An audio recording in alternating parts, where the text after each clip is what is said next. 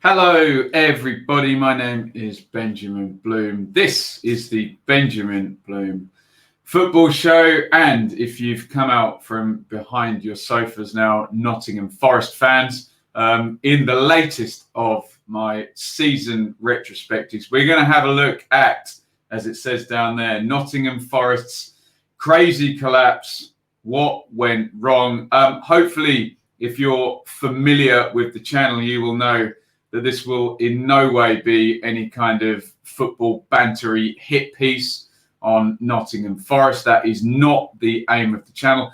I come from a position of respect for a great club, with one of my absolute football heroes at the centre of it. So please understand, as ever with these videos, that I come from a position of respect. And of course, I am an outsider talking about Forest. If you're a Forest fan, you will know far more about this than I do. So please get your input in the comments. Some football supporters get a bit emotional when a non-fan of their team talks about their team. Hopefully, you'll be able to cope if you're a Forest fan, and we can get a good debate going on what it is that actually went wrong at the end of this season. Just for some context, here is Forest's championship run that now spans some 1, 2, 3, 4, 5, 6, 7, 8, 9, 10, 11, 12 seasons, including this one. 2 top 6 finishes there under Billy Davis, and the playoffs not friendly to Nottingham Forest. But since then, look, 19th, then an 8th, 11th, 14th, 16th, 21st. The worst one down there. Would that have been under Philippe Montagnier, if I can remember? 17th. And then a leap up to 9th last season with Karanka and then Martin O'Neill. So in terms of Forest's general championship position, we'll bring it up one more time. Certainly in the last, 7 or 8 of those seasons, nothing higher than 8th. And generally, the average would be, I'm guessing here, around 14th, 15th there. So that's where Forest have been recently. Obviously, we know it is a great club that has won the 2 European Cups and the League Championship.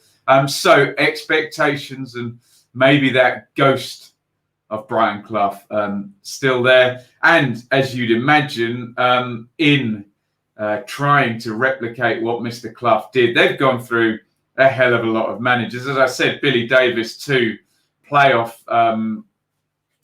defeats there around the start of the decade. And then, McLaren, Cotterill, McLeish, Davis comes back, Stuart Pearce, club hero, former player, Dougie Freedman, Paul Williams for a couple of months, Montagnier, then Warburton, and we start getting the seemingly annual January sackings, Karanka, Martin O'Neill, another hero coming back from the Clough era. It didn't work. So here comes Sabri Lamouchi on the 28th of June this year. Forest appoint Frenchman 18 minutes after sacking Martin O'Neill. Well, maybe a little bit of a cantankerous headline there from our friends at the BBC. But Lamouchi comes in, has managed the Ivory Coast and Rennes in France. Forest's 13th full-time boss in just over 8 years. I didn't really know much about Lamouchi when he arrived. I know I used to sign him on Championship Manager in 98 and he was very good, but I didn't know what sort of a manager he was. Here is his summer recruitment, and it's very good actually when you consider what his team is going to end up being. I would draw your attention here. I'm reading from the bottom up. Thiago Silva, Yuri Ribeiro, they're both undisclosed, so I couldn't tell you what the fees are. Sammy Amiobi, Samba Sal, Bryce Samba in there. So he doesn't spend a fortune, not compared to the previous summer in Karanka and Yao Carvalho in for 13 million and Lewis Graben as well. But he actually does bring in the bedrock of what his first team is going to be. And frankly, the tools are all there at the start of the season for what Lamouchi is going to use. As I just said, in terms of his summer recruitment into the team, and they're going to stay there, come Samba, Ribeiro, Sal, Silva, and Amiobi. He's going to do a great job converting Matty Cash into the right fullback spot. Figueiredo is already there. Worrell is the kind of flag bearer for young players coming through. Ben Watson is going to be really sort of cleverly retooled and sort of resuscitated, really, because I didn't think he would be used at 35. And then the quality, Lolly and Graben, already there and already proven. And what a start. Look at it there. Okay, defeat in the first game. It eventually promoted West Brom at home. But from then on out, very, very impressive stuff. And we start to see the style of this Lamouchi team. And you can see there, 2 points per game from the first 11, only one defeat, only 9 goals conceded. Not too many scored, but, in comparison with some other teams there in the top half, looking very, very good and a very, very decent start. We learn immediately this sort of 4-1-4-1 or 4-2-3-1 if Sal is not around. It's very stable, quite pragmatic. You're not going to see many people bombing forward. Often the attacking thrust comes down the sides from the fullbacks trying to support, but very successful. The first slip happens there at Wigan, and we'll just jump in there because Lamouchi admits he gets that one wrong, makes 5 changes. Maybe I was wrong with the changes, but I trust in everyone. I have a lot of confidence. When you play 2 games at home, you need to be fresh. We have 3 in 6 days, so we don't have a lot of options with Graben. It was clear. The reason I throw that up is if we fast forward to the end of this video, I'm going to posit a theory about a lack of strength outside of what was working as the first 11. Maybe that's the first evidence there where he tries to rotate and it doesn't work. Another defeat then against Hull, but look at that. Super duper strong, 10 points in the next 4 games. I was at 2 of those games, so my first look at them in the flesh, I was at the game against Derby and at QPR where they sat in, were very stable and the team shape was very good and picked off Derby with a mistake, win the game, and then QPR sat there, waited for the red card and sliding 4-0 by the end of that one. So I now kind of at this point know what Forest is about. We then get a second slip, 5 games there without a victory, 3 defeats in there, and a worrying collapse there at home to Sheffield Wednesday, where just bizarrely, I think that's 4-0 at half time as well. So some signs of some streakiness coming in here. 21st of December there after that. 9th position, 3 off the playoffs, but only 6 defeats. So still some sense that they're hard to beat. As I said, the idea is coming into my head now that there wasn't too much outside of the first team. And sadly, in January, Diakabi comes on loan from Huddersfield, Nuno da Costa, Gaetan Bong. Did he need to bring an option in January to relieve the pressure on particularly Graben and Lolly, to a lesser extent Amiobi and Thiago Silva? But there's some sense that if there'd been a good January recruitment run there and you actually got a player who was on the level of one of those guys, maybe this would have been different. However, look at that. Another absolutely superb run. Look at the clean sheets there against Hull, against Wigan, away at Brentford. I was at that game. And then against Leeds, and you start to be looking at the teams they're beaten there, particularly those last 2 victories against Brentford and Leeds. These are challengers in the top 4, and Forest there, 1, 2, 3, 4, 5, 6 wins in 9, 2 draws and a defeat. Superb stuff.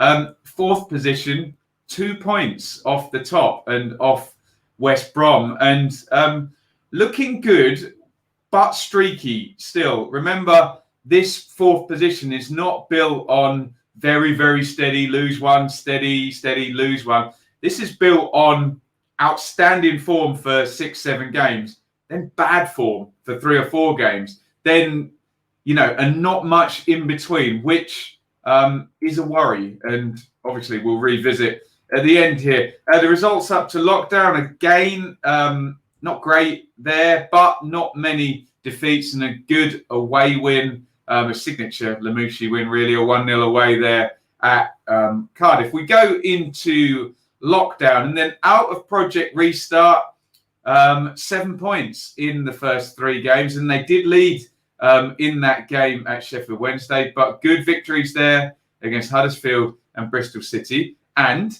all is looking good still. I hate to say it's as good as it's going to get there. 4th position, 6 places to go, and bear in mind how close Brentford and Fulham in the end going to run West Brom. It wasn't actually all over in terms of the top 2. But now we have to have a look at what is going to turn out to be a completely horrendous run-in for Forest, starting with the East Midlands derby. And, well, I watched this game. I did a review of it. Forest really should have won, despite what that XG says. Remember, Derby are going to score from pretty much on the goal line to bump that number up. But going into stoppage time, Alex Mighton goes through one-on-one. Lewis Grabban misses a decent chance as well. Chris Martin equalises in the 97th minute. Start to remember the timing of some of these goals as we go through the running. So first chance lost. Then home to close rivals Fulham in a very close game. 0.41 each on the XG. And again, look at the timing of the goal. I know a lot of Forest fans were complaining that the ball's kicked against Arta's hand as well before that goal. But again, 4 minutes into stoppage time, Forest have now taken 1 point from those 2 games. They're in the lead again at Preston in the next game after 5 minutes, but they allow Preston back in and the game is drawn. A bit of a horrible future echo here because it's Swansea. And even though there's no late goals or badly timed stuff, they were behind twice. And Sammy Amiobi, a good individual performance from him, gets them the point. However, this was a future echo of a key opponent that didn't really look like an opponent. Then here comes more awful late drama. Again, 93rd minute there, and they lose at Barnsley. And you start to feel something is in the air. They've gone from this 4th place here, and look, it is 10 points ahead of Swansea and Preston at this point. And then with 1 game to go, it's still, though, and we know what's going to happen, a very healthy 3-point lead with a 5-goal advantage in the goal difference. And they're only 1 behind in terms of goals scored. So there are still chances where, even with a defeat, they're probably going to be fine. And then we all know what happens on this mad, shocking final day there. Danny Bart gives Stoke the lead. But at that point where Figueiredo equalises, there are 30 minutes to play. Forest are 3 points ahead and 5 ahead in the goal difference. It's 1-1 at Swansea, Reading as well. And then we all know what's going to happen. Bang, bang, McLean and Gregory. It's then 3-1. Bang, bang, bang at Swansea. And they are 4-1 up. It's all swung now. That is the 5-goal swing. And then just insult to injury. 96 minutes. We'll make it a 6-goal swing as well. Nuno da Costa with the own goal.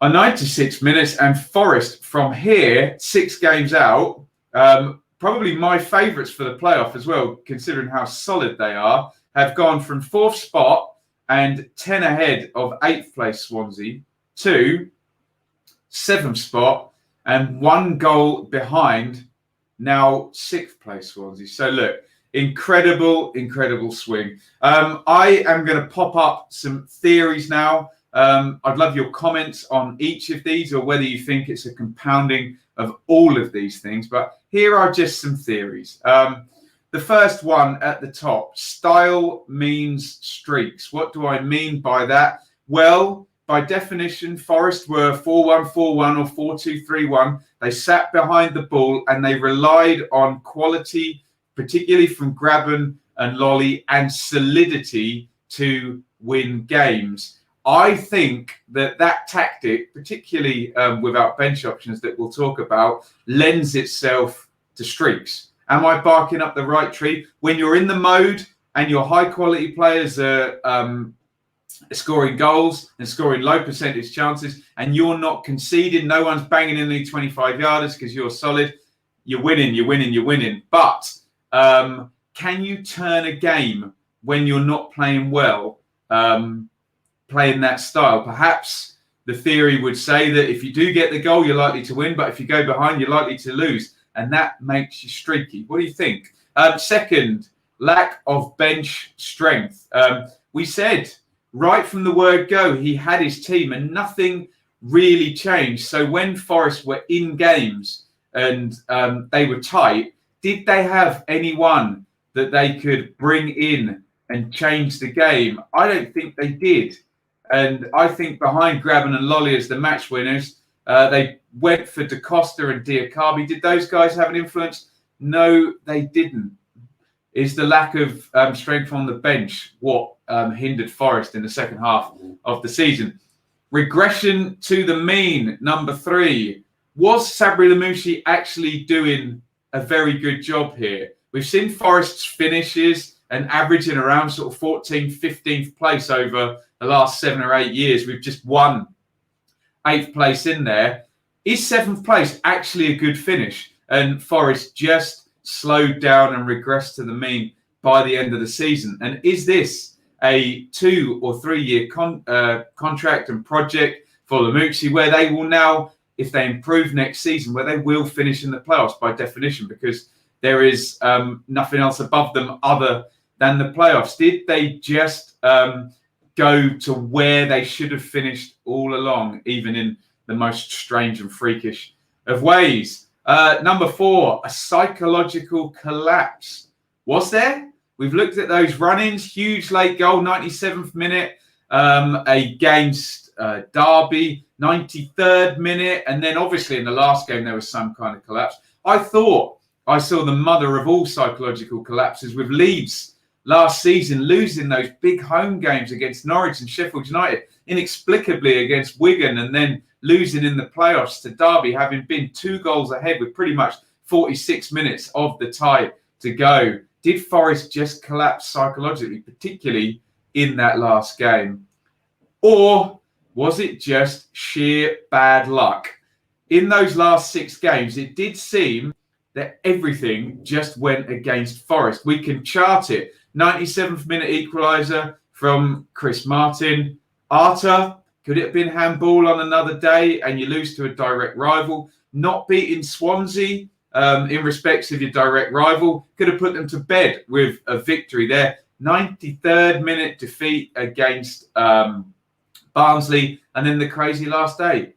Were they just unlucky? And this whole video is trying to find theories that maybe aren't there. Did they just get very unlucky at the end? Who knows? I think in terms of a sort of cogent theory that adds up, I don't like to say bad luck because you can't quantify it. Or was it all of those things compounding? Look, let me know what you think in the comments. Certainly, it was a hell of a collapse for Nottingham Forest. And be really, really interested in your comments on this one. As I say, I don't know the answer. I'm positing a load of theories there. Could be any of them, and I'd be interested in what you guys think in the comments. If you're a Forest fan, again, I hold my hands up. I'm an outsider. You probably know more about this than me, but please understand, I don't come from a position of pointing fingers and poking fun at Forest. I come from a position of respect and looking for a good discussion and a good debate on this again, I know some people get emotional about their football team and can't cope with, oh, why is this outsider talking about my team? But hopefully you'll understand I'm a football lover and I come from a position of big respect. So get your theories in, whatever you think. Try not to, if you're a Derby fan or a Leeds fan or whoever, we've seen a lot of fun be poked at Forest not making the playoffs. You know, if you want to do that and football banter's your thing, then maybe this channel is not for you. So maybe we can avoid those comments. And if they're particularly spiteful, I'll just remove them. You can support my work here on the channel via a super chat. This video will go up as a premiere. So you just click the live chat. You'll see the dollar button. Support me here. You can support on Patreon. Why? Because COVID has lost me my job I was doing for 4 days a week. And I'm trying to make a go of this full time. But in the meantime, we're doing pretty well on YouTube, but I just need a bit of financial support to get through, hopefully, the intervening months as we try and build up the subscriber base and rely on ad revenue. But could do with your help in the meantime, maybe make my ambition come true of doing this either part-time or full-time. And if you're a Forest fan, obviously I'll be here next season doing Championship. You'll be here next season. What financial support does mean for me is more time, and I can do a better job with research. For example, right now it's coming up 10 o'clock. I've been working on this video now for 3 hours, making slides, doing my research. The more time I've got, the better the content, which will always be free here on YouTube. And hopefully the better then the debate, and it helps everybody then, doesn't it? If not, that's fine, but hit the thumbs up button if you're watching. Certainly if you've got this far, give me a thumbs up. Type a comment, get in the debate. Please keep it civil. I know football, YouTube and YouTube generally can be an absolute cesspool of people just being frankly idiots to each other. Let's try and make this part of YouTube a place where civil debate takes place, because I know it can go the other way. And please do me one big favor if you can't support financially.